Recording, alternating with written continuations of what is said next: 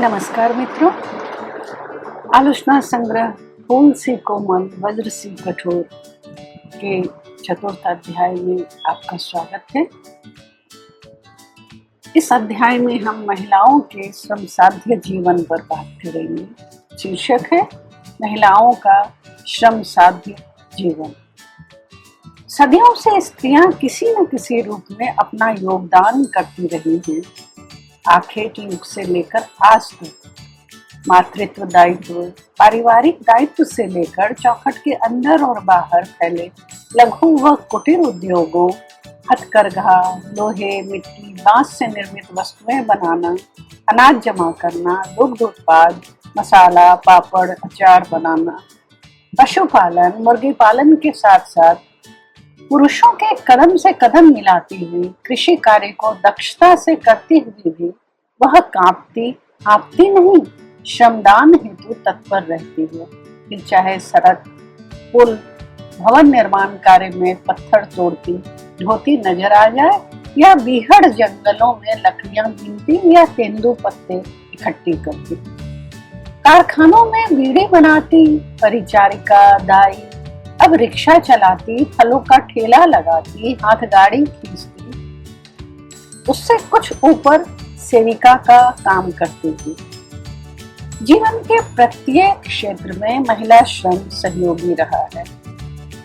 उच्च मध्य वर्ग या उच्च वर्ग की महिलाओं का कामकाजी होना कभी व्यवस्था तो कभी स्टेटस सिंबल है, किंतु निम्न वर्गीय या ग्रामीण महिलाओं का श्रम साध्य जीवन उनकी नियति का अखंडित अंग बन चुका है। ग्रामीण महिलाओं से मेरा तात्पर्य आर्थिक स्तर पर संघर्षरत कृषक परिवार की स्त्रियों से है।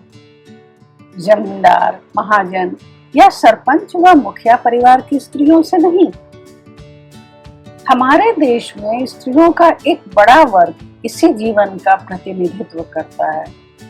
इनके श्रमदान का मुख्य क्षेत्र है इमारतों के निर्माण में ईंट, गारा, चूना ढोना, सड़क पर गिट्टी तोड़ना, सामान ढोने की मजदूरी करना, घर की साफ सफाई, चौका बर्तन, कपड़े की सफाई के साथ साथ समृद्ध घरों में भोजन पकाने का काम करना, कारखाने के छोटे मोटे काम, खेती में सहयोग, दूसरों के खेतों में मजदूरी करना तथा उसी पारिश्रमिक से परिवार का भरण पोषण करना। क्योंकि इस वर्ग के अधिकांश पुरुष अपनी आय का अधिक प्रतिशत शराब व जुए में खर्च कर देते हैं। यहाँ बेटियां बोझ नहीं, अर्थव्यवस्था का हिस्सा होती हैं और छुटपन से ही माँ के साथ मेहनत मजदूरी में जुट जाती हैं या अपने से छोटे भाइयों की देखरेख में लगा दी जाती हैं। उन्हें ना तो अपने बचपन का पता होता है, ना खेल खिलौने का। श्रमिक महिलाएं कहती हैं, लड़की तो विषबेल जैसी होती है, अपने आप बढ़ती जाती है, इसकी क्या चिंता करें। बेटियों की शिक्षा, दीक्षा, शारीरिक एवं मानसिक विकास की बातें दूर तक इनके दिमाग में नहीं आ पाती। हालांकि अब स्थितियां बदल रही हैं, किंतु अभी भी दिल्ली दूर है। हाँ, शारीरिक विकास की दुश्चिंता से घिरकर बाल विवाह तथा किशोरी विवाह का चलन अब भी उनके बीच जोरों पर है। बाजे गाजे और रस्मों रिवाज के बीच नई राह चलती ये अबोध बालाएं परिवार की जिम्मेदारियों के बोझ तले शरीर और मन से घिसने लगती हैं।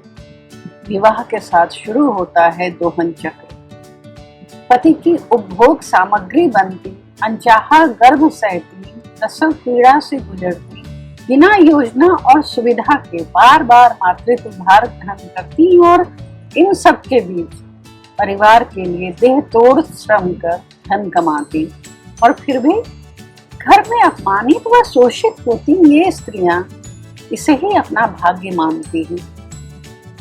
घर बाहर की चक्की में पिसती हुई भी ये अपनी कमाई का 10वां भाग भी अपनी इच्छा से खर्च नहीं कर सकती। कारण वही परिवार के भरण पोषण की चिंता का भार। कई परिवारों में तो पति पैसा, सामान व गहने तक पत्नी से छीनकर शराब एवं जुए में बर्बाद कर देते हैं। विरोध करने पर शारीरिक यंत्रणा आम बात है। इतना ही नहीं, सास तथा अपना ज्येष्ठ पुत्र भी पिता के नक्शे कदम पर चलता हुआ माँ को पीटता है और माँ इसे भी नियति के रूप में स्वीकारती है जब तक सास नहीं बन जाती। श्रमिक महिलाएं पति के हाथ से पीटा जाना उनका अपने प्रति प्रेम समझती हैं। पति के शक्की स्वभाव से चिढ़ते हुए भी ये मन ही मन खुश होती हैं। उनके अनुसार मर्द मेरा है तो मारेगा किसको। इसी प्रकार मर्द लुगाई को मारकर बस में ना रखे तो मर्द काहे का। अशिक्षा के अभिशाप ने इनकी चेतना को लगभग शून्य कर दिया है। सरकारी प्रयासों के बावजूद बालिकाओं या प्रौढ़ स्त्रियों की शिक्षा केंद्रों में उपस्थिति टेढ़ी खीर है। अशिक्षा के कारण इनमें जादू टोने, तंत्र मंत्र, अंधविश्वासों और कुरीतियों की जड़ें इतनी गहरी हो चुकी हैं कि उससे उबारना दुष्कर है। उबरने की संभावना बनती भी है तो केवल शिक्षा से। महिलाएं दीन कृषक परिवार की हो, मजदूर परिवार की या अन्य किसी शोषित वर्ग की, इन्हें घर के सारे काम करते हुए समय से पूर्व अपने कार्यस्थल पर उपस्थित हो जाना पड़ता है, चाहे वह बीड़ी का कारखाना हो या भवन निर्माण क्षेत्र या कि खेत व जंगल। सुबह तड़के से रात तक बिना आराम के निरंतर कर्मरत रहने के कारण कुपोषण और अधिक संतान उत्पत्ति के कारण वे असमय वृद्धा हो जाती हैं। उनकी कार्य क्षमता का ह्रास हो जाता है। आज भी खेतिहर मजदूर स्त्रियों को पूरी मजदूरी नहीं मिलती। असंगठित क्षेत्रों की श्रमिक महिलाएं अधिकतर दैनिक मजदूरी पर नियुक्त होने के कारण गर्भावस्था में भी अंतिम समय तक काम करती हैं। प्रसव के बाद भी दुधमुहे बच्चे को छोड़कर काम पर लौटना इनकी व्यवस्था होती है। सर्दी, गर्मी तथा वर्षा झेलता शिशु दैव भरोसे पलता बढ़ता है। सरकारी नियम कानून की बात करें तो इनके शोषण को समाप्त करने के लिए जो कानून सरकार ने बनाए हैं, इनकी चर्चा आगे की जाएगी। उन्हें या तो इसकी जानकारी नहीं है या उन कानूनों के कारण इन्हें बेरोजगारी झेलनी पड़ रही है। मालिक नवविवाहिता, गर्भवती या प्रसूता स्त्रियों को इसलिए काम पर नहीं रखना चाहते कि श्रम कानून के तहत उन्हें स्त्रियों को प्रसूति अवकाश, बच्चों के लिए शिशु गृह, चिकित्सा आदि की सुविधाएं देनी पड़ेंगी। आज भी तमाम कानूनों के बावजूद इन्हें पुरुषों से कम मजदूरी दी जाती है और प्रायः उन्हीं क्षेत्रों में काम पर लगाया जाता है जहां कम मजदूरी पर अधिक काम लिया जा सकता है। बीड़ी उद्योग में महिलाओं की संख्या अधिक है, अन्य में कम। चाय बागान, रबर बागान, कॉफी बागान में श्रमिक कानून के अंतर्गत कुछ सुविधाएं मुहैया कराई जा रही हैं, किंतु पारिश्रमिक में वहां भी भेद किया जाता है।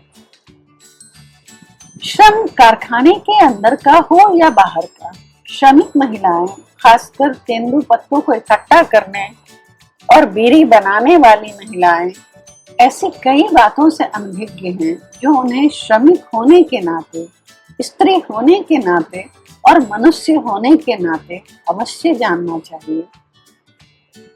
औद्योगिक क्रांति ने न केवल खेतिहर स्त्रियों की संख्या घटाई, बल्कि मालिनों, मनिहारिनों, नाइनों, मछुआरिनों, ग्वालिनों, कुंजरिनों की संख्या में कमी ला दी है।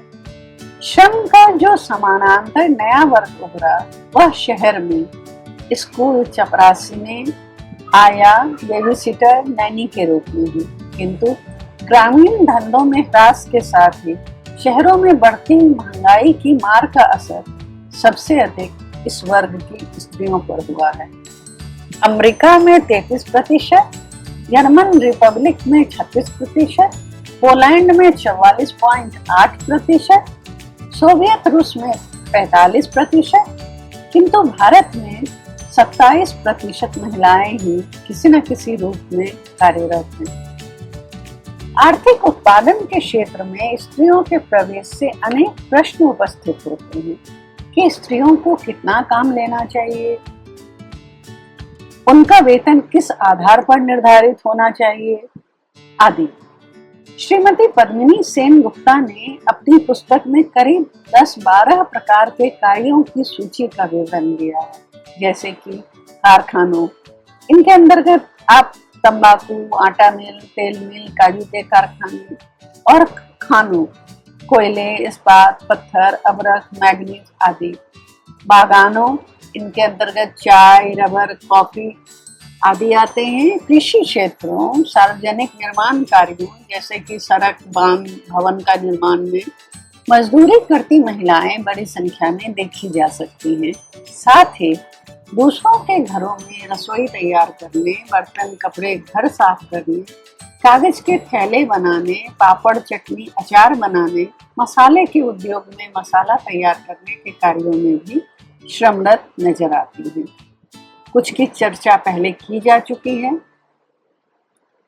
प्रशासनिक या उच्च पदों या बाजारवाद से प्रभावित क्षेत्रों में कार्यरत महिलाओं का अनुपात आज भी नगण्य है। उनकी चर्चा यहाँ संदर्भित भी नहीं है। समग्र आबादी की तुलना में स्त्री मजदूरों का वर्षानुवर्ष प्रतिशत चिंताजनक है। ग्रामीण क्षेत्र में कार्यरत स्त्रियां अश्रमिक के रूप में हैं। ये खेतीहर या कृषि मजदूर महिलाएं अर्ध शिक्षा या अशिक्षा के पाठ में पिसती रहती हैं। उनकी अशिक्षा उन्हें अकुशल श्रमिक से ऊपर बढ़ने नहीं देती। साक्षरता का अनुपात 1000 में 128 है। इससे उनकी स्थिति का आकलन किया जा सकता है। मजदूरी या बेगारी के लिए आदिवासी स्त्रियों का व्यापक उपयोग होता है। संथाल परगना, जो कि अब झारखंड में है, बिहार, उड़ीसा या दक्षिण प्रदेशों की स्त्रियां बागानों या खानों में काम करती हुई मिलती हैं। क्लर्क ग्रेड या शिक्षिका एवं नर्स के रूप में भी निम्न वर्गीय या निम्न मध्य वर्गीय स्त्रियां नजर आती हैं। पुरुष समाज स्त्रियों के लिए कोई ना कोई कैद हर स्तर पर मौजूद रखता है। सामाजिक, आर्थिक एवं सांस्कृतिक कैद पुरुष है। इन बंधनों को भी स्त्रियां कभी आत्मीयता, कभी संस्कार और कभी विवशता की चादर समझकर ओढ़ती हैं। कालांतर में उन्हें अस्तित्व खोने का एहसास तो होता है, मगर समाधान का ज्ञान नहीं होता। फलतः इन बंधनों को नियति मानना इनके स्वभाव में शुमार हो चुका है। ये स्त्रियां अपने काम के भले बुरे पक्ष से भी अनभिज्ञ हैं। वे नहीं जानती कि जो काम वे कर रही हैं उनके स्वास्थ्य पर उनका क्या प्रतिकूल प्रभाव पड़ेगा। वे इतना जानती और मानती हैं कि श्रम करना उनकी विवशता है। इससे किनारा करना उनके वश में नहीं। बुंदेलखंड में बीड़ी उद्योग में तेंदू पत्ता इकट्ठा करने और बीड़ी लपेटने का काम अधिकांशतः महिलाएं ही करती हैं। उन्हें इस तथ्य पर विचारने की या तो समझ नहीं है या वे ना सोचने के लिए विवश हैं कि दोहरे श्रम के कारण उनकी शारीरिक व मानसिक स्थिति क्या होती जा रही है। गरीबी के कारण परिवार वाले भी बीमारी हद से अधिक बढ़ने पर ही सजग होते हैं। तंबाकू के कणों के श्वसन रोग की शिकार ये महिलाएं गोद में पड़े शिशु को भी इन व्याधियों से बचा नहीं पाती। कमर दर्द, उंगलियों में ऐंठन, रक्त अल्पता, अन्य स्त्री रोग की शिकार इन महिलाओं में स्वास्थ्य संबंधी ज्ञान की कमी तो होती ही है, साथ ही वे उस परिवेश में पली बड़ी होती हैं जिसमें स्त्री अपने परिवार के स्वास्थ्य का तो पूरा ख्याल रखती है, किंतु स्वयं के स्वास्थ्य के प्रति ध्यान देने की आवश्यकता का अनुभव नहीं कर पाती। वे स्वयं को परिवार की सबसे आखिरी सीढ़ी पर खड़ा सदस्य मानती हैं। घर और कार्यक्षेत्र दोनों स्थलों में स्वास्थ्य संबंधी तमाम विपरीत परिस्थितियों के बावजूद ये महिलाएं अपनी कठिनाइयों से लगातार जूझ रही हैं। घर और बाहर श्रम करते रहने के बावजूद ये घरेलू स्त्री के रूप में अपने अधिकारों से पूरी तरह अनभिज्ञ हैं।